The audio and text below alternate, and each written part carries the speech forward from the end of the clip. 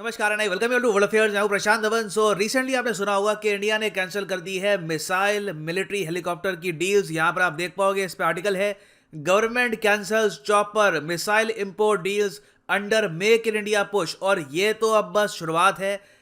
अभी बताया जा रहा है कि 50,000 करोड़ तक की जो डील्स है ये अंडर रिव्यू है। बिलियंस ऑफ डॉलर्स की डील जो जानी थी फ्रांस को, यूएस को, रशिया को, दुनिया भर के देशों को, ये अब किसको मिलेगी? इंडियन कंपनीज को मिलने वाली है। मेजर स्टेप है ये। और मैं आपको ये बता दूं, ऐसा नहीं है कि ये बस टेबल पे बैठ के आपने साइन कर लिया डॉक्यूमेंट पे एंड इट इज डन।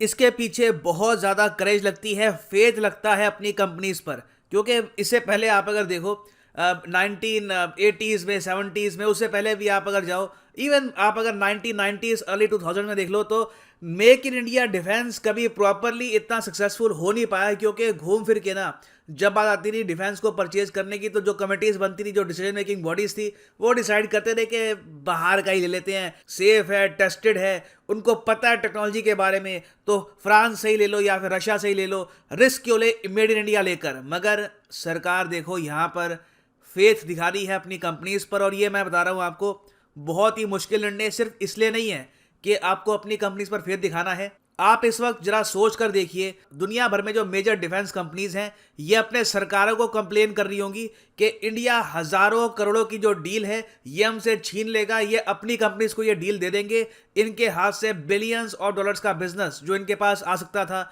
वो नहीं आएगा। तो ऑब्वियसली इससे जियोपॉलिटिकल प्रेशर भी आएगा। बट सरकार ने देखो रिसेंटली मेजर स्टेप्स लिए हैं, आपको याद होगा। ऑलरेडी हम बहुत सारी जो डिफेंस आइटम्स हैं उनका इंपोर्ट बैन कर चुके हैं।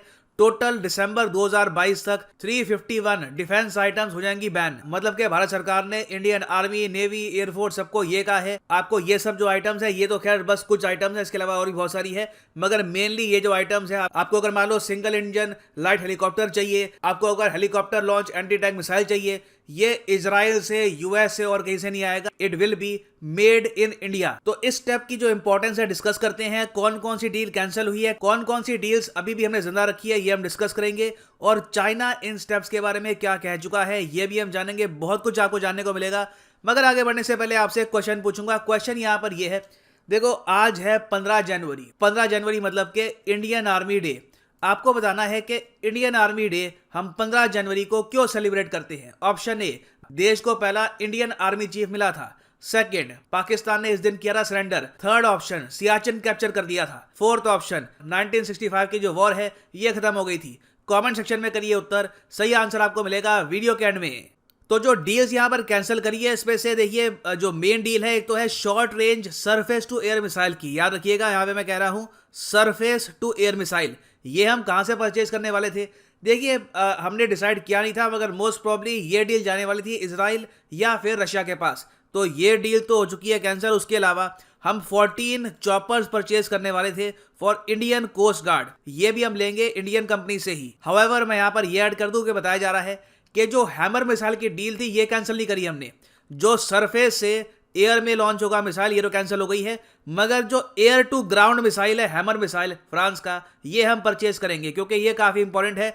इसका सब्स्टिट्यूट इंडिया में अभी के लिए मिलना मुश्किल है। हैमर मिसाइल आपको पता होगा हम इक्विप करने वाले हैं तेजस फाइटर एयरक्राफ्ट में। और इससे देखो तेजस को यह एबिलिटी मिलेगी कि कल को अगर मान लो कि पाकिस्तान ऑक्यूपाइड कश्मीर में या फिर इवन पाकिस्तान में कुछ टेरर कैंप्स हैं जो इंडिया को अटैक कर रहे हैं, फिर से वहां पर बालाकोट स्टाइल बॉम्बिंग करनी है, तो हैमर मिसाइल से हम कर पाएंगे बॉम्बिंग। 70 किलोमीटर की ये हमको देगा रेंज। और उसके अलावा कल को अगर मान लो हाई एल्टीट्यूड एरिया है, ये लद्दाख के आसपास, चाइना बॉर्डर के आसपास, वहां पर भी कल को अगर मान लो एयर टू ग्राउंड बॉम्बिंग करनी है तो भी हम यहां पे कर पाएंगे। बहुत से ऑप्शंस हमको मिल जाते हैं विद हैमर मिसाइल। और हैमर मिसाइल काफी हद तक ट्राइड एंड टेस्टेड भी है। तो जो ये कैंसल्ड डील्स हैं, इनसे कितना पैसा बचा?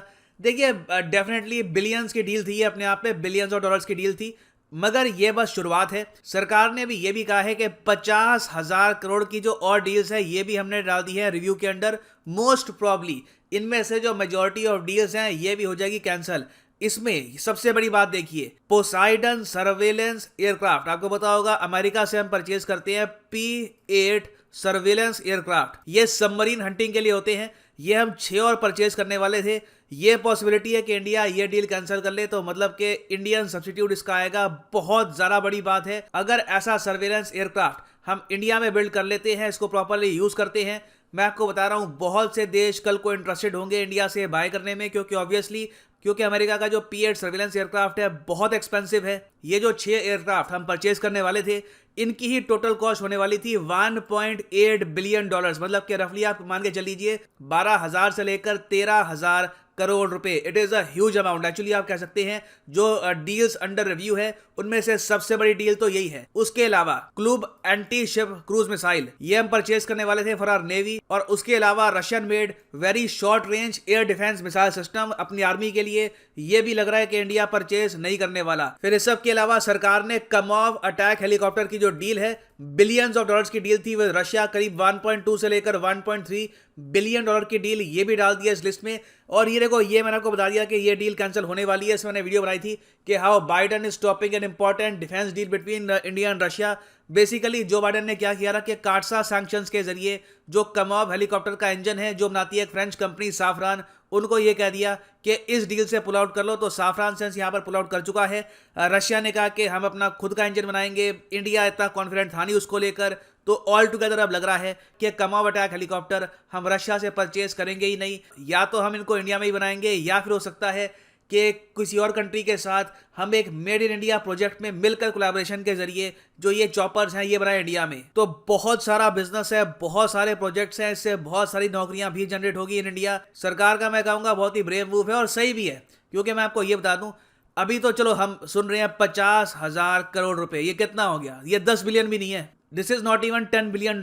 इंडिया जबकि आने वाले 5 से लेकर 7 साल में 2000 एक्चुअली 27-28 तक आप अगर देखो तो इंडिया आराम से $130 बिलियन खर्च देगा डिफेंस मॉडर्नाइजेशन में। बहुत सा मिलिट्री हार्डवेयर हमको परचेज करना था, तो कोशिश देखिए यहाँ पर यही है कि जो ये $130 बिलियन है इसका बहुत ही बड़ा चंक इंडिया में ही इन्वेस्ट हो। और देखिए कबीर जी का एक दोहा है, निंदक नीरख राहिए, मतलब कि जो आपकी आलोचना करते हैं लोग, जो आपको क्रिटिसाइज करते हैं, उनको तो अपने पास रखा करो, उनकी सुना करो, क्योंकि उनसे ही आप इंप्रूव करोगे इन द फ्यूचर। तो चाइना को आप अगर देखें, इनके ग्लोबल टाइम्स ने भी यहाँ पर यह कहा है कि ठीक है इंडिया आज के समय वेपन्स परचेज कर रहा है फ्रांस से, इजराइल से, मगर इंडिया की जो मिलिट्री मॉडर्नाइजेशन है इस पर ज्यादा इंपैक्ट होगा नहीं। और चाइना ये देखिए यहाँ पर जब कहता है तो उसके पीछे एक रीजन भी है। रीजन यहाँ पर यह है कि जब आप बहुत सारा फॉरेन डिफेंस इक्विपमेंट परचेज करते हैं तो वहां पे हमेशा आपकी जो निर्भरता है स्पेयर पार्ट्स के लिए, लॉजिस्टिक्स के लिए, मेंटेनेंस कॉस्ट के लिए, ये रहती है बाहर के देशों पर। और ऑब्वियसली